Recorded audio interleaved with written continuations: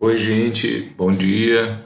Bom, boa tarde. Eu estou gravando a aula no período da tarde, tá? Mas isso não importa, porque o conteúdo vai ficar registrado de qualquer forma e chegará até vocês, tá bem? Eu tive de me organizar para poder, né, enviar o materialzinho no capricho para vocês, dentro do previsto, tá bom? Bom, hoje falaremos sobre, né, o trovadorismo, matéria esta que consta do módulo 9 da apostilinha de vocês, tá? E o subtópico é Cantiga de Amigo. Bom, no módulo da apostila de vocês, né, vai constar na página 386, tá bem? Para quem quiser acompanhar pela apostila, pegue aí e manda ver, tá bom? Bom, o que é o trovadorismo? Agora nós vamos entrar definitivamente nas escolas literárias. Até agora falamos sobre texto literário, texto não literário, sobre a linguagem literária, sobre figuras de linguagem, né? E sobre a estrutura propriamente do texto, né? Agora vamos entrar nas escolas literárias. A primeira delas é o trovadorismo, tá? Que aparece no módulo 9. Tudo bem? Bom, cronologia do trovadorismo, que é, em língua portuguesa, a primeira escola literária. O trovadorismo tem início em 1189 ou 1198, com a Cantiga da Ribeirinha, também conhecida como Cantiga da Guarvaia. Teria sido composta pelo Paio Soares Taveiroz, ou de Taveiroz. Essas datas, pessoal, coloquei as duas aqui, né? Por quê? Como na época a precisão dos registros, né, dos documentos, não era lá das mais satisfatórias, tá? Então ainda há dúvidas em relação à posição dos dois numerais arábicos finais, o 8 e o 9. Sabe que foi no século XII, tá? Mas não se sabe a posição dos numerais 8 e 9, tá bom? Outra coisa, também há contestações sobre a autoria, né, do pai Soares Taveiroz. Há estudiosos que apontam que ele só teria vivido, né, quase 2 séculos depois. No entanto, por hora é o que vale, tá? Esses são os registros que vocês vão encontrar em qualquer material, tá bom? 1189 ou 1198. E a Cantiga da Ribeirinha é o primeiro texto da literatura em língua portuguesa, tá? Ou Cantiga da Guarvaia. Depois eu vou comentar um pouco mais por que né, tem esses dois nomes aqui, tá? Bom, a Cantiga da Ribeirinha ou Cantiga da Guarvaia é esta aqui. Dá uma olhadinha. Aí você vai se perguntar, mas isso é língua portuguesa? Meu Deus, credo, como é que evoluímos tanto de lá para cá? Bom, pessoal, na época, né, séculos 12 e 13, não existia ainda o português como nós o conhecemos, né? Depois da independência de Portugal em relação aos condados na Península Ibérica, né? Leão, Castela, Aragão e Navarra, começou-se a formar uma língua, o português, mas até chegar no patamar tal qual nós o conhecemos hoje, né, o português, demorou um tempo. Então veio o galego-português, que era o idioma, vamos dizer assim, na época, tá? Então dá uma olhadinha. Aqui, ó. No mundo não me sei pareja, mente me for como me vai. Caja moiro por vós, e ai, minha senhor, branca e vermelha, queredes que vos retraia quando vos eu vi em saia? Mal dia me levantei, que vos então não vi feia. E, minha senhor, desaquela me foi a mim muito mal de ai. E vós, filha de Dom Pai Muniz, e bem vos semelha da ver eu por vós guarvaia. Pois eu, minha senhor, da alfaia nunca de vós houve nem ei valia de uma correia. Bom, aqui, pessoal, estão as duas primeiras estrofes da Cantiga da Ribeirinha, né, na Guarvaia. Tem uma outra estrofe aí, ia ficar muito pequeno aqui no slide, eu acabei não colocando, tá? Bom, se vocês procurarem depois, tem versões, né, da cantiga da Ribeirinha no português atual, e vão perceber que aqui o eu lírico, né, lamenta o dia em que ele se deparou com a Ribeirinha, Maria Paz Ribeiro, né, a filha de Dom Paio Muniz. Por que ele lamenta o dia? Porque ele a viu e depois disso ele não conseguiu esquecê-la por conta de sua intensa beleza, né? Não vi feia, né? Que vos em tom não vi feia. Ele amaldiçoou o dia que ele acordou e viu pela primeira vez a Ribeirinha. Por que ele amaldiçoou o dia? Porque depois disso, né, o nosso amigo aqui, o eu lírico, acaba não mais conseguindo pensar em outra coisa a não ser a tal da Ribeirinha, tá bom? Bom, aqui só para ilustrar, né, o texto que inicia o trovadorismo em Portugal.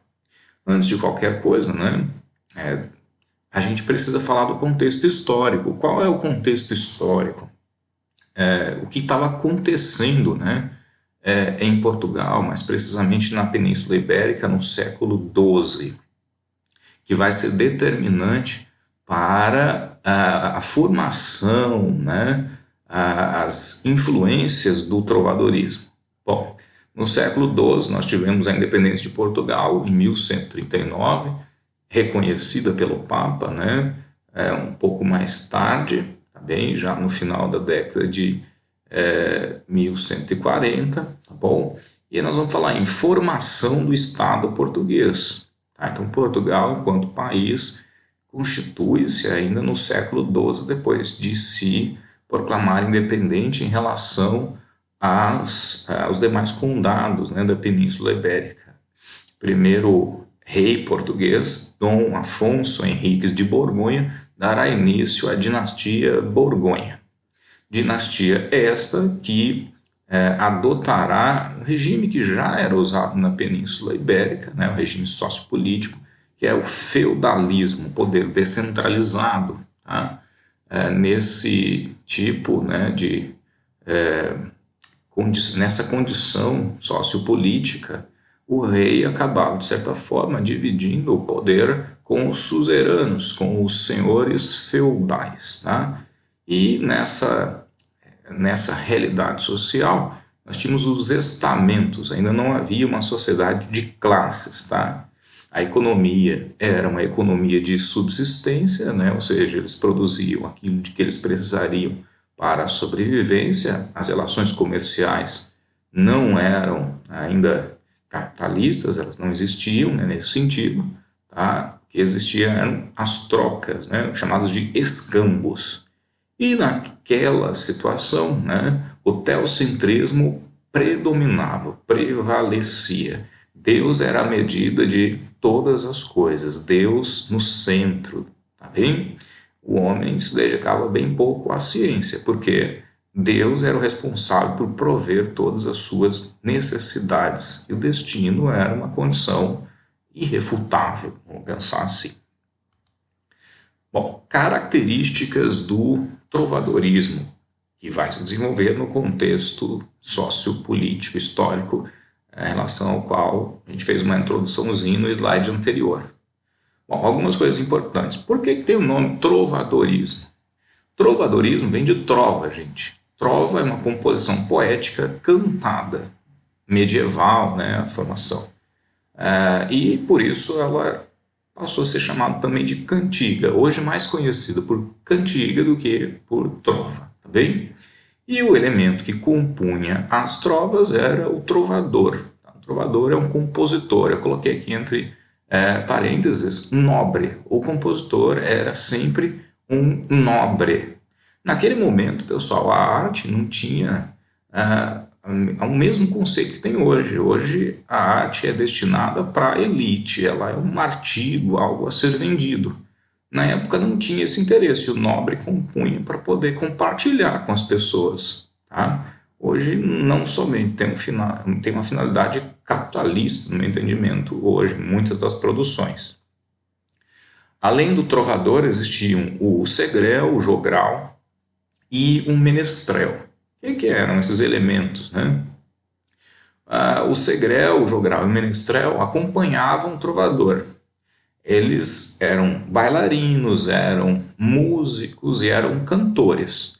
A diferença é que eles não eram normalmente nobres e eles não compunham, tá bem? Então imagina que o trovador ia para um espaço público para apresentar suas trovas e acompanhado de músicos para a execução das suas trovas, tá bem? Aí alguns nomes, né, que eventualmente podem aparecer nos exercícios, né? Copla ou cobra era o nome que eles davam ao que hoje chamamos de estrofe, tá? Palavra perduda ou até mesmo palavra perdida era o verso que não apresentava rima, hoje a gente chama de verso branco, tá? Na época usavam-se os versos redondilhos, né? 5 e 7 sílabas métricas, eram versos mais curtos, né? Com um ritmo mais fácil de memorizar. Isso explica, né? Justifica o uso dos versos redondilhos na Idade Média. E essas trovas eram realizadas, né? Eram apresentadas em espaços públicos, compartilhando assim então com o povo, tá? Bom, e aí nós temos dois grandes tipos de cantigas. Nós temos as cantigas lírico-amorosas e as cantigas satíricas, tá? As cantigas lírico-amorosas são subdivididas em cantigas lírico-amorosas de amigo e de amor, tá bem? Como o nome sugere, lírico. Lírico é, né, o gênero poético que se presta à expressão sentimental. E aí, lírico-amorosa, qual é o sentimento que será expresso? Obviamente, o amor.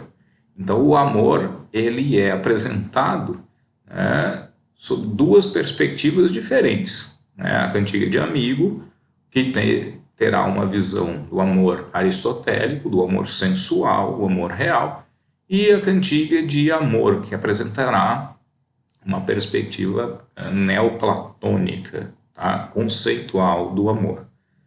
Agora, nós temos as cantigas satíricas, que se apresentam, né, também em dois segmentos. As cantigas satíricas de escárnio e as cantigas satíricas de maldizer. Depois eu vou, né, montar outras aulas em relação a estas daqui.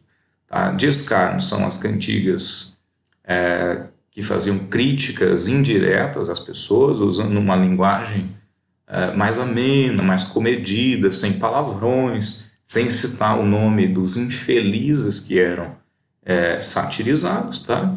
E as de maldizer, como o nome sugere, servem para falar mal das pessoas. E aí os nomes eram citados, eram usados termos de baixo calão e também termos chulos, tá bem?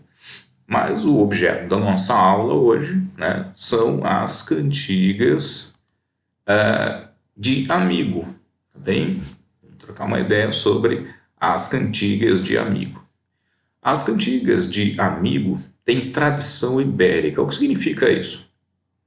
Significa que elas surgiram na Península Ibérica mesmo. Elas são uma criação da casa, vamos chamar assim. Surgiram em Portugal mesmo, não são uma forma de arte, né? Não é uma forma de arte importada, como é a cantiga de amor, por exemplo, que surgiu no sul da França, na Provença. As cantigas de amigo apresentam um eu lírico feminino, né? Isso é um aspecto que a gente precisa prestar atenção.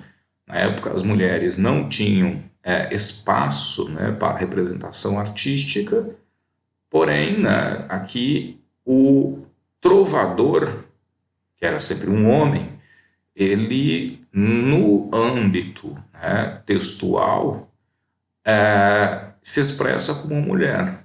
Tá bem? O eu lírico é feminino, mas o elemento por trás desse lírico feminino, o elemento real, o trovador, ele é masculino sempre, tá? Então, o eu lírico feminino é aquele que se manifesta dentro do contexto, é a voz textual, tá bom?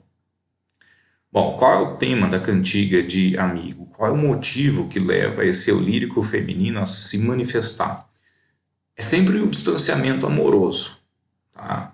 O amado foi para uma guerra, tá? E aí há o distanciamento amoroso. O amado resolveu seguir a vida religiosa e aí, né, há esse distanciamento. Professor, amado ou amigo? Bom, aqui um ponto legal, né? Interessante, na verdade. Amigo era a mesma coisa que amante, amado, namorado, tá? Então, por isso que eu estou colocando dessa forma, tá bem? Então, sempre o distanciamento amoroso era o motivo que levava esse eu lírico feminino a manifestar o seu incômodo. A dor mesmo, né? A dor era tamanha que esse eu lírico tinha de se confessar, por isso fala assim, confessionalismo, tá? Não conseguia suportar a própria dor, a angústia por estar distante do amado e acabava usando a cantiga como uma forma de extravasar esse desconforto, tá? Isso falamos em tom confessional ou confessionalismo. E muitas vezes, né, o eu lírico feminino se dirige à planta, se dirige à natureza, se dirige a Deus, se dirige à irmã, se dirige a amigas, se dirige à mãe, tá bom? E nunca ao pai, obviamente, porque isso seria uma fatalidade. O pai não gostaria, né, nada de saber que a filha estava apaixonada por alguém. Isso fatalmente terminaria em morte. Bom, nesse contexto nós temos o amor sensual, aristotélico. Espero que vocês entendam que o fato de ela sentir saudade em decorrência do distanciamento do amante aqui no caso, né, tem aquela ideia da sensualidade, do toque, do querer sentir a presença da pessoa, o cheiro, querer ouvir a voz, né, o toque, né, querer sentir o toque da pessoa. É isso que é amor sensual, que ativa os sentidos, tá? Obviamente essa é uma mulher real, porque ela está triste em função do distanciamento do amado e expressa a sua dor em função disso, não é uma mulher já ideal, né? Há uma linguagem mais simples na cantiga de amigo em relação à cantiga de amor, tá bem? Aqui ocorrem os estribilhos, tá? Que é a mesma coisa que refrão, eu coloquei estribilho e refrão. São a mesma coisa, tá? Na época chamava-se estribilho, hoje é mais comum usarmos o termo refrão para se referir a. É quando os versos se repetem nas diferentes estrofes do poema, da cantiga, né, no caso, tá bom? E eu coloquei aqui vários nomes embaixo, né? Bailia, Alva, Malmaridada, Romaria e Barcarola. Esses são nomes pelos quais eram conhecidas as cantigas na época, tá? E cada uma delas tinha um tema diferente. A bailia, por exemplo, tinha como tema um baile, um evento social festivo no qual se encontravam os amantes, mas mantinham-se distantes por um motivo ou por outro. Que seriam os motivos, professor? Por exemplo, iam ao baile, mas não podiam ficar juntos, porque ele estava comprometido com outra, tá? E aí tinha toda aquela questão familiar, dos casamentos arranjados, né? Então, o eu lírico aqui, no caso, se lamenta em função de, no baile, nesse evento, né, social, festivo, eles não poderem ficar juntos. As alvas ou albas são cantigas de amigo em que o eu lírico se dirige à natureza, ao amanhecer, ao sol, né? As mal-maridadas são aquelas cantigas em que o eu lírico feminino se lamenta em função de um casamento mal sucedido, um casamento frustrante, ruim, tá? As romarias têm temática religiosa e as barcarolas apresentam como tema o distanciamento por meio de um rio ou do mar, né? Normalmente do mar, porque o amante, o amigo, teria partido em viagem, né, pelo mar, e isso teria distanciado do eu lírico feminino no caso, tá bem? Bom, basicamente isso aqui em relação a, depois se vocês tiverem dúvida, podem, né, mandar um salve ali que eu dou um auxílio, tá bem? Bom, eu coloquei aqui um exemplo, né, de cantiga de amigo, tá? Só para a gente verificar alguns elementos que eu coloquei como característicos da cantiga de amigo, tá? Aqui uma cantiga do rei Dom Diniz, conhecido como Rei Trovador, é o mais importante dos trovadores, pelo menos o mais conhecido deles, né? Ai flores do verde pino, saberes novas do meu amigo? Ai Deus, eu é? Ai flores do verde ramo, saberes novas do meu amado? Ai Deus, eu é? Se saberes novas do meu amigo, aquele que mentiu, que me pôs comigo? Ai Deus, eu é? Se saberes novas do meu amado, aquele que mentiu, que me há jurado? Ai Deus, eu é? Bom, aqui nós temos um lírico, né, que se dirige às flores, tá bem? No primeiro verso, né? E depois, né, ela quer saber das flores, né? Ela está fazendo comentários, saberes novas do meu amigo, ou seja, do meu amante. E aí ela se dirige a Deus, né? Ai Deus, onde ele está? Né, traduzindo aqui do galego português para o português, né, corrente, né? Ai Deus, onde ele está? A gente percebe a ideia do distanciamento aqui, tá? Notem, nós temos ai Deus, eu é, vai repetindo, né, que vai se repetindo em todas as estrofes. Temos aqui um exemplo de estribilho ou refrão, que é a repetição integral do verso. Agora, se vocês observarem, né, nós temos, né, os primeiros versos das duas primeiras estrofes trocam uma palavrinha lá no final, pino por ramo, que nós temos um caso de paralelismo. É quando há repetição parcial do verso, tá bem? E também há um paralelismo, aqui no caso, maior. As duas estrofes, né, de cima são paralelas entre si, podemos falar em paralelismo, elas são parecidas, e as duas de baixo também mantêm uma relação de paralelismo. Elas são parecidas, né? Há uma repetição parcial dessas estrofes aqui, com a troca de alguns elementos, tá bem? Se houvesse a repetição integral, a gente falaria em estribilho, como no caso dos últimos versos de cada uma das estrofes, tá bem? Bom, gente, é isso aí. Espero que tenha ficado claro, né, esse conteúdo, tá bem? E peço que vocês façam os exercícios da página 387. São 5 exercícios aqui, né, dissertativos, tá bem? E depois eu vou passar o gabarito para vocês, tá bem? E, de repente, se você tiver dúvida, né, pode entrar em contato comigo via WhatsApp, né, para poder esclarecer, sanar essas dúvidas, tá bom? Abraços, gente, saudades. Tomara que a gente esteja em breve juntos aí, né? Beleza? Abraço, beijão.